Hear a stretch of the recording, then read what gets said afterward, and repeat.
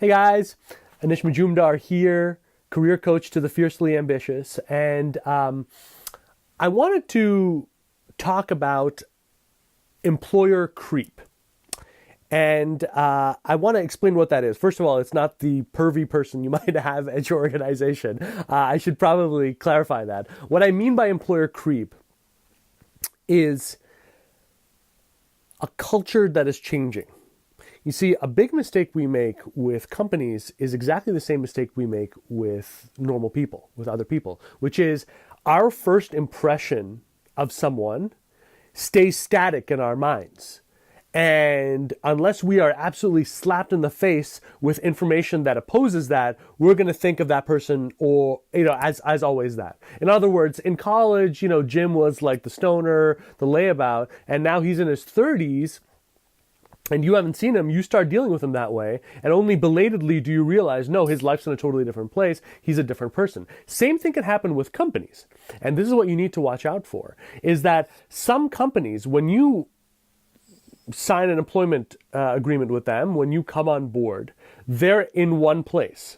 But changes happen, and maybe there's a switch in leadership or external changes or industry shifts and all that. And now the person, the culture of this place changes. And if you're not aware of that and you're not looking out for that, that can really catch you unawares when they do something drastic and you don't know how to handle it and you're totally taken, by surprise. That's where a lot of defensive career moves can happen, and defensive career moves rarely work out well. So what are some signs? Okay, be on the lookout for this. Add it to like your personal database of things that you are looking for about your employer, your company. This is how you're vetting the waters. Number one, has there been a marked increase in the number of evaluations, assessments, things that you have to fill out that are really designed to see who's essential and who's expendable? And of course, companies will give you all sorts of excuses about it. You and I know, you can know in 5 seconds. Like, this is something that's meant to make someone redundant at this company. An increase in that can be a powerful sign that the culture is changing internally. Another one is, are they scaling back needlessly on perks and things like that that are just normal for no reason at all, or otherwise holding up austerity as something to always aspire to? You're supposed to have fat periods along with the lean periods. And any company that is espousing leanness in terms of what they give you and generosity of spirit and generosity of camaraderie all the time is trying to basically pull one over on you and usually screw you. You're supposed to have fat times. When things are going well, we're supposed to all enjoy the bounty of that. So if they're just trying to be austere and pull back and scale back and be nitpicky and petty with stuff, what's going on the management side? What's going on with this, that they're losing the big picture, over small potatoes like this? So keep an eye out for that. The other one, and this is a big one,